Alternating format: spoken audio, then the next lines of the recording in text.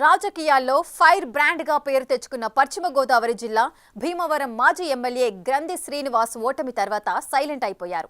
వైసీపీకి దూరం జరిగిన ఆ కాపు నాయకుడు ఇంతవరకు ఏ పార్టీలో చేరబోతున్నారన్న దానిపై క్లారిటీ ఇవ్వడం లేదు. క్షత్రియ రాజులు ఇలాఖాగా ఉన్న భీమవరం రాజకీయాన్ని కాపు సామాజిక వర్గం పరం చేసిన గ్రంథి ఇంకా ఎంతకాలం మౌనంగా ఉంటారనేది సర్వత్రా చర్చనీయాంశంగా మారింది.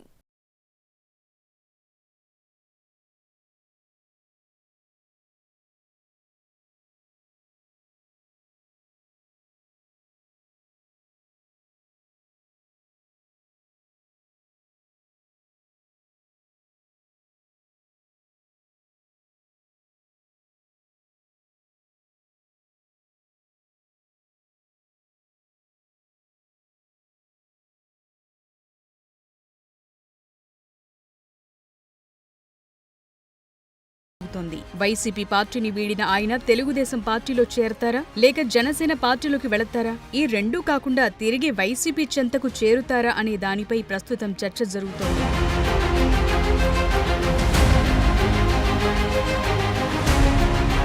గ్రంథి శ్రీనివాస్ కాంగ్రెస్ పార్టీతో పొలిటికల్ ఎంట్రీ ఇచ్చారు. 2004 ఎన్నికలకు ముందు కాంగ్రెస్ భీమవరం టౌన్ అధ్యక్షుడిగా ఉన్న గ్రంథి శ్రీనివాస్ 2004లో ఎమ్మెల్యేగా పోటీ చేసి తెలుగుదేశం సీనియర్ నాయకులు పివి నరసింహరాజు మీద గెలుపొందారు. వాస్తవానికి అప్పటి వరకు భీమవరం నియోజకవర్గం రాజకీయమంతా క్షత్రియ రాజుల చుట్టే తిరిగేది. గ్రంథి శ్రీనివాస్ కు ఉన్న మాస్ ఇమేజ్ తో క్షత్రియుల చేతి నుండి భీమవరం నియోజకవర్గం కాపుల చేతుల్లోకి మారింది. 2009లో కాంగ్రెస్ పార్టీ నుండి టికెట్ రాకపోవడంతో ఆయన పోటీకి దూరంగా ఉన్నారు.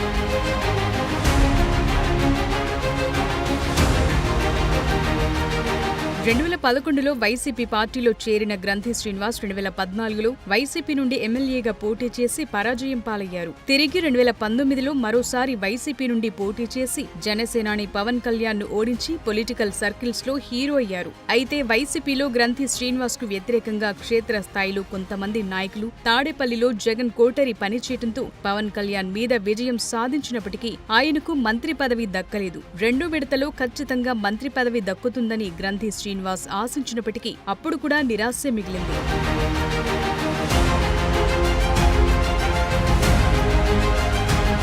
అయితే ఆ సమయంలో అనేక మంది సన్నిహితులు వైసీపీని వీడాలని గ్రంథి శ్రీనివాస్ కు సూచించినప్పటికీ ఆయన వినలేదు. చివర్లో ఎన్నికలకు 4-5 నెలల ముందు తెలుగుదేశం పార్టీ నుండి గ్రంథి శ్రీనివాస్ కు ఆహ్వానం కూడా వెళ్లిందట.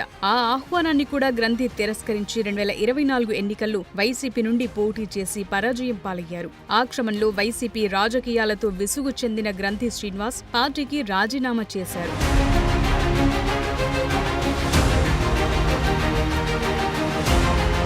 ప్రస్తుతం భీమవరం నియోజకవర్గంలో గ్రంథి శ్రీనివాస్ రాజకీయ భవిష్యత్పై కూటమి నాయకులు రకరకాల ప్రచారాలు చేస్తున్నారు. తెలుగుదేశం పార్టీలోకి వస్తారని కొంతమంది, కాదు జనసేన పార్టీలో చేరతారని మరికొంతమంది బహిరంగంగానే వ్యాఖ్యానిస్తున్నారు. అయితే ఇప్పటి వరకు గ్రంథి శ్రీనివాస్ నోరు విప్పటం లేదు. సామాజిక పరంగా, ఆర్థికంగా ఉభయ గోదావరి జిల్లాలోని గ్రంథి శ్రీనివాస్ అంటే ఒక బ్రాండ్ ఉంది. కూటమి నాయకులు తమ పార్టీలోకి ఆహ్వానిస్తున్నప్పటికీ ఆయన ఎందుకు ఇంకా నిర్ణయం తీసుకోవటం లేదు అని చర్చ జరుగుతోంది.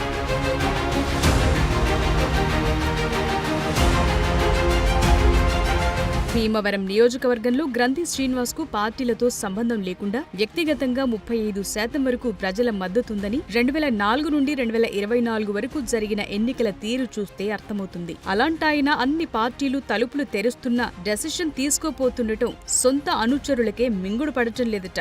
అయితే ఈ ఏడాది మే నెల దాటిన తరువాత గ్రంథి శ్రీనివాస్ తన నిర్ణయం ప్రకటిస్తారన్న ప్రచారం గట్టిగానే జరుగుతోంది. మరి చూడాలి ఆయన అడుగులు ఎటుపడతాయో.